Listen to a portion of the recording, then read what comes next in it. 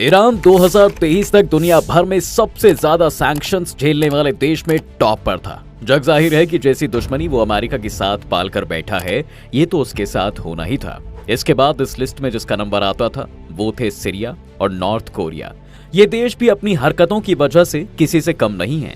लेकिन हैरानी तो तब हुई भैया जब इस लिस्ट में फरवरी 2023 में कुछ ऐसा हुआ जिसने इन सभी स्टैट्स को पलट कर रख दिया। नहीं, इसका मतलब ये बिल्कुल नहीं है कि इन देशों ने कुछ ऐसा चमत्कार कर दिया कि सारी दुनिया इनको शाबाशी देने लगी और इन पर लगे सैंक्शंस को हटा लिया गया, बल्कि कोई और देश ऐसा है जिसने सैंक्शंस के मामले में इनको भी पीछे छोड़ दिया है। 24 फरवरी 2022 को भला कौन भूल सकता है, जहां एक तरफ सारी दुनिया कोरोना से लड़ रही थी तो वहीं दूसरी तरफ रूस यूक्रेन वॉर स्टार्ट हो गया और इसके बाद रशिया पर एक के बाद एक धड़ाधड़ सैंक्शंस की बारिश होने लगी। और बस फिर क्या था, सैंक्शंस की इस रेस में इन देशों को कड़ी टक्कर रूस ने देना शुरू कर दिया। हाल ही में कुछ ये हुआ था कि रिपोर्ट के मुताबिक रूस पर अलग अलग कंट्रीज और ऑर्गेनाइजेशन ने 14,000 से ज्यादा सैंक्शंस लगा दिए। जी हाँ, सही सुन रहे हैं आप, 14,000 सैंक्शंस। अब देखिए भाई, इन स्टैट्स को देखकर लगता है कि पुतिन को अपने स्कूल टाइम में मैथ्स का सब्जेक्ट बहुत ज्यादा ही पसंद था, क्योंकि ये बढ़ते हुए सैंक्शंस उन्हें डरा नहीं रहे बल्कि उन्हें बहुत ज्यादा एक्साइट कर रहे हैं और इसलिए वो अपने ऊपर लगे हुए इन सैंक्शंस का नया रिकॉर्ड बनाते जा रहे हैं। और आज दुनिया के सामने रूस as a most sanction country के एग्जाम्पल की तरह सेट हो चुका है। हालांकि ये सैंक्शंस दूसरे देशों जैसे कि ईरान, सीरिया और नॉर्थ कोरिया से काफी अलग है। जहां रूस पर एक के बाद एक कई सैंक्शंस लग रहे थे, वहीं दूसरी तरफ रूस की ही एक ऐसी ऑर्गेनाइजेशन थी जिस पर आज तक कोई देश सैंक्शन नहीं लगा पाया। और आज हम इस वीडियो में आपको रूस की उसी ऑर्गेनाइजेशन के बारे में बताएंगे कि कौन सी ऑर्गेनाइजेशन है वो भैया जिस पर कोई भी बैन लगा नहीं पाया, और पुतिन की ये ऑर्गेनाइजेशन ऐसा आखिर क्या खास करती है जो आज तक इस पर बैन लगाने के डर से कोई देश आगे नहीं आया। और आखिर ऐसा क्या है इस कंपनी में जो इसे सारी दुनिया इसे पुतिन्स गोल्डन बेबी के नाम से जानती है। दरअसल 24 फरवरी 2022 को जब रूस ने यूक्रेन पर अटैक किया तो रूस के इस अटैक से यूक्रेन की जियोपॉलिटिक्स हमेशा के लिए बदल गई। और सिर्फ यूक्रेन की ही नहीं बल्कि इस अटैक से खुद रूस की जियोपॉलिटिक्स में बहुत बड़े चेंजेस आने वाले थे। और ये बात की खबर शायद खुद पुतिन को भी नहीं थी। जैसे जैसे वक्त निकलता जा रहा है वैसे वैसे इस वॉर का इफेक्ट दोनों देशों पर बढ़ता जा रहा है। लेकिन पुतिन क्या चाहते हैं ये अभी तक किसी को समझ नहीं आ रहा है। 1 जनवरी 2024 को इस वॉर को तकरीबन 680 दिन हो जाएंगे। एक तरफ जहां रूस की इकोनॉमी तेजी से श्रिंक हो रही है, वहीं दूसरी तरफ रूस पर एक के बाद एक भैया इतने सैंक्शंस लग चुके हैं कि शायद जिस वक्त आप ये वीडियो देख रहे होंगे उस वक्त भी रूस पर कोई ना कोई सैंक्शन तो जरूर लग रहा होगा। अब ये तो बस रूस के लिए अभी मानो शुरुआत थी, जब क्योंकि वॉर शुरू होने के बाद एक वेस्टर्न कंट्रीज ने रूस से मुंह मोड़ना शुरू कर दिया। ऑयल से लेकर रशियन कंपनीज में दुनिया भर में लगे पैसे को तेजी से विड्रॉ किया जाने लगा, लेकिन रशियन न्यूक्लियर सेक्टर को कोई भी देश हाथ तक नहीं लगा पाया। हम बात कर रहे हैं रूस के पावर हाउस कहे जाने वाले रोसतम की। Now what is Rosatom? देखिए, रोसतम रूस का एक बहुत बड़ा इंडस्ट्रियल ग्रुप है जिसे पूरी तरह रूस की गवर्नमेंट हैंडल करती है और रशियन गवर्नमेंट मतलब पुतिन। ये इंडस्ट्रियल ग्रुप रूस के लिए पावर हाउस की तरह आज भी खड़ा हुआ है। अब आपके मन में भी सवाल यही उठ रहा होगा कि भैया भला हजारों सैंक्शन लेने के बाद ये कैसे बच गया? तो आपको बता दें कि रूस के इस इंडस्ट्रियल ग्रुप के सैंक्शन को लेकर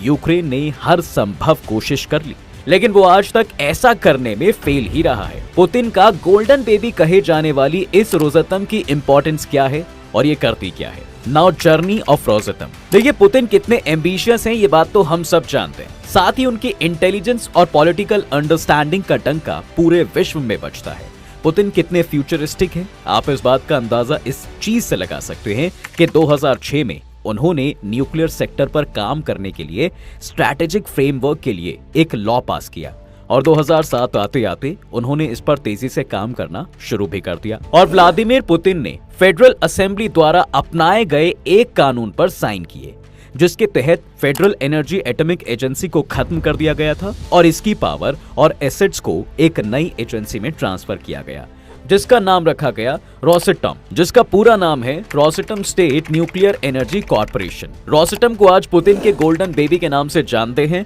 और इसके पीछे कई रीजंस हैं, जैसे रोसटम को as a state corporation introduce करना। और पुतिन रोसटम को लेकर इतना ज्यादा सीरियस थे कि उन्होंने खुद इसमें सभी काम करने वालों की अपॉइंटमेंट की है। और अब एक बार फिर रूस पुतिन की लीडरशिप में रोसटम के साथ न्यूक्लियर एनर्जी में लीड करने के लिए पूरी तरह से रेडी था। और आज हाल ये है कि रोसटम न्यूक्लियर एनर्जी सेक्टर में दुनिया का लीडिंग इंटरनेशनल प्लेयर बन चुका है। आपको एक फैक्ट जानकर हैरानी होगी कि 2022 तक दुनिया के 53 अंडरग्राउंड न्यूक्लियर एनर्जी प्लांट्स रोसटम के साथ मिलकर काम कर रही हैं। सीधे सीधे शब्दों में बताया जाए तो रोसटम ने पिछले 15 सालों में ही अपनी एक इंटरनेशनल इंपॉर्टेंस स्टैब्लिश कर ली है और कुछ इस तरह की खबरें निकलकर सामने आने लगी हैं। Now why countries are afraid to put sanction on Rosatom. देखिए, financial sanction, technology purchase, Russian gas and oil, एक के बाद एक सैंक्शन लगते रहे रूस पर। लेकिन इसमें कोई बड़ी बात नहीं होगी कि शायद जिस वक्त आप ये वीडियो देख रहे हो उस वक्त भी भैया रशिया पर किसी तरह का कोई सैंक्शन लग रहा हो। ऐसे में कोई भी देश रोस्टम पर सैंक्शंस नहीं लगा पा रहा है। तो सवाल आता है कि जब पुतिन पर सीधे सीधे इस रोस्टम को सैंक्शन करके कमजोर किया जा सकता है तो ये कदम क्यों नहीं उठाया जा रहा है। तो हम आपको बता देंगे इसके पीछे का असली कारण क्या है। दरअसल रोस्टम सिर्फ न्यूक्लियर एनर्जी बनाने में ही लीडर नहीं है, बल्कि आज पूरे विश्व की डिमांड जिस यूरेनियम की है, रोस्टम उस यूरेनियम प्रोडक्ट में आज एक बड़ा नाम बन गया है। ग्लोबल मार्केट का 17% न्यूक्लियर रिएक्टर का फ्यूल मार्केट आज अकेला रोस्टम संभाल रहा है। इतना ही नहीं, ऐसा भी बताया जाता है कि दुनिया भर के 73 बड़े न्यूक्लियर रिएक्टर्स में से 13 न्यूक्लियर रिएक्टर्स का फ्यूल इसी रशियन कंपनी से आता है भैया। और हैरान कर देने वाली बात तो ये भी है कि यूक्रेन के अंदर ज़ैपोरिज़िया न्यूक्लियर पावर स्टेशन को भी इसी रोस्टम की मदद से बनाए हुए न्यूक्लियर प्लांट की एनर्जी पहुंचती है। अब आगे बढ़ते हैं और आपको बताते हैं कि आखिर क्यों इस रशियन कॉर्पोरेशन पर किसी भी तरह का सैंक्शन एक फाइनेंशियल क्राइसिस की कंडीशन पैदा करने की ताकत रखता है। देखिए, इसमें कोई हैरानी की बात तो नहीं होगी कि अगर हम आपको बताएं कि 2021 में रोस्टम ने $20 बिलियन का मुनाफा बनाया था। इसी तरह रोस्टम में एक बड़ी हिस्सेदारी रखने वाली एटोमिनर्जोप्रॉम नामक एक कंपनी का इस दशक में $140 बिलियन की डील है। इतने बड़े अमाउंट से आप पाकिस्तान जैसे देश को 4 बार खरीद और बेच सकते हैं। और आप हैरान हो जाएंगे कि कुछ कंट्रीज ऐसी भी हैं जो नेटो का हिस्सा हैं और यूक्रेन के बहुत करीबी नेशन फ्रेंड्स भी हैं जो रोस्टम के साथ डील में हैं। What will happen if countries put sanctions over rostrum? देखिए, अब अगर रोस्टम पर सैंक्शंस लगाते भी हैं तो ऐसे में सबसे बड़ा नुकसान उन्हीं कंट्रीज का होगा जो इन सैंक्शंस को रूस पर इम्पोज करेंगी, क्योंकि आज के समय में इतना बड़ा न्यूक्लियर एनर्जी प्रोड्यूसर ढूंढना मुश्किल ही नहीं, नामुमकिन है। क्योंकि इस तरह की एनर्जी की सप्लाई चेन को क्रिएट करना मतलब एक पूरे नए ढांचे के लिए मशक्कत करना, और ये मशक्कत सिर्फ फिजिकल लैंड की ही नहीं बल्कि मॉनेटरी रिलेटेड भी होगी, क्योंकि ये एक बहुत बड़ा लार्ज प्रोसेस है जिस पर इस बड़े अमाउंट में खर्च करना पड़ सकता है।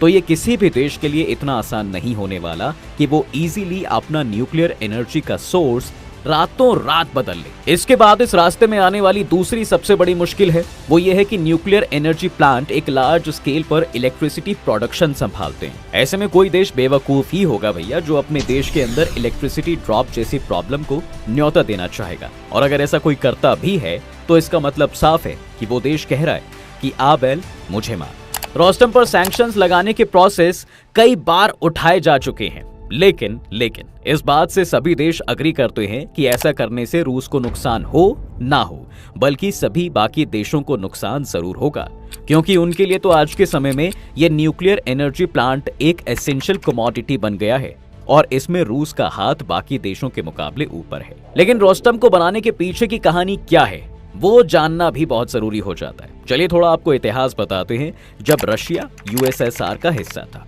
First nuclear power plant in USSR. देखिए, रशिया पहले यूएसएसआर था, लेकिन इसके डाउनफॉल के बाद वहां सोशल, इकोनॉमिकल और इंडस्ट्रियल क्राइसिस का एक जबरदस्त पीरियड आता है और इससे सोवियत यूनियन का न्यूक्लियर सेक्टर भी खुद को बचा नहीं पाया था। और आप हैरान हो जाएंगे कि उस समय भी सोवियत यूनियन न्यूक्लियर एनर्जी का बाप हुआ करता था। इसका सबसे बड़ा एग्जाम्पल तो यही है कि 1954 में वो देश कोई और नहीं बल्कि यूएसएसआर ही था जिसने ग्रिड में बिजली पैदा करने के लिए दुनिया का सबसे पहला न्यूक्लियर पावर प्लांट बनाकर तैयार किया था और दुनिया को हैरान कर दिया था। ओबनिंस्क पावर प्लांट इलेक्ट्रिसिटी पैदा करने वाला दुनिया का पहला न्यूक्लियर पावर प्लांट बना और इसने करीब 5 मेगावाट बिजली का प्रोडक्शन भी किया। बस फिर क्या था, जैसे ही यूएसएसआर को ये लीड मिली उसके बाद उसने पीछे मुड़कर कभी नहीं देखा और इसके बाद रूस ने देश के अंदर एक के बाद एक 60 न्यूक्लियर रिएक्टर्स बनाकर खड़े कर डाले। लेकिन फिर यूएसएसआर में कुछ ऐसा हुआ जिसने उसे इस फील्ड में बहुत बड़ी चोट पहुंचाई। देखिए, बात 1986 की है, जब चेरनोबिल न्यूक्लियर एक्सीडेंट ने सोवियत यूनियन की इमेज पर बहुत गलत इफेक्ट डाला। इसके बाद बची कुची कसर सोवियत यूनियन के टूटकर बिखरने के साथ ही खत्म हो गई, क्योंकि जब यूनियन ही नहीं रहा तो भला उसके अंदर काम करने वाली ऑर्गेनाइजेशन कैसे सरवाइव कर पाती। और देखते ही देखते सोवियत बाकी देशों से पिछड़ता चला गया। इसके बाद सीधा उस पीरियड में आते हैं जब रशिया एक अलग देश बन गया था, लेकिन रूस भी 21वीं सेंचुरी के इनिशियल डिकेड में काफी पॉलिटिकल और सोशल डिस्टर्बेंस का सामना कर रहा था। लेकिन इसी बीच वो नाम निकल के आया जिसने ये डिसाइड कर लिया था कि वो रूस का फ्यूचर ही बदल कर रख देगा, और ये थे आज के present Russian president Vladimir Putin.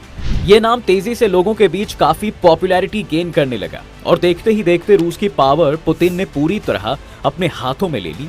और इसके बाद क्या हुआ ये हम आपको ऊपर बता चुके हैं। चलिए अब आपको थोड़ा ये भी बताते हैं कि न्यूक्लियर प्लांट से भला किसी देश को कितनी ताकत मिलती है और क्या फायदे होते हैं। तो इसका सबसे बड़ा फायदा तो ये है भैया कि इससे किसी भी देश को एनर्जी का एक एडिशनल सोर्स मिल जाता है। इसे एक एग्जांपल से आपको समझाते हैं। जैसे मान लीजिए आप एक जॉब करते हैं, लेकिन सिर्फ उस पर डिपेंड रहना आज के टाइम में खतरे से खाली नहीं है, क्योंकि पूरी तरह उस पर डिपेंडेंसी नुकसान पहुंचा सकती है।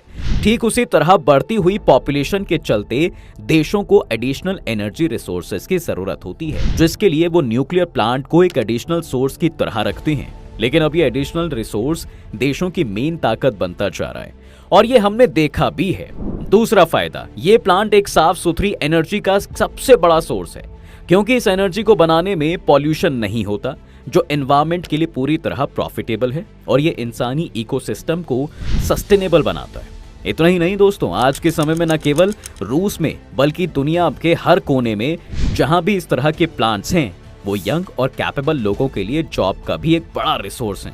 और last but not the least, जिस तरह आज ये न्यूक्लियर प्लांट रशिया की ताकत बनकर खड़ा है, और आज अगर कोई देश रूस की इस कंपनी पर सैंक्शन नहीं लगा पा रहा है, तो उसका सबसे बड़ा रीजन तो वो ये है कि बाकी देश भी रूस की इस ऑर्गेनाइजेशन पर डिपेंडेंट हैं, जिसके चलते उन्हें ये डर है कि कहीं रूस के लिए उठाई गई कुल्हाड़ी उनके खुद के पैरों पर ना आकर गिरे। तो इस बात से अंदाजा लगाया जा सकता है कि कैसे ये प्लान्स किसी देश को नेशनल सेफ्टी और सिक्योरिटी भी देते हैं। तो ये थी कहानी पुतिन के गोल्डन बेबी की, जिससे सारी दुनिया डरती है। उम्मीद करते हैं कि आपको ये वीडियो जरूर पसंद आई होगी। वीडियो को लाइक करना ना भूलें।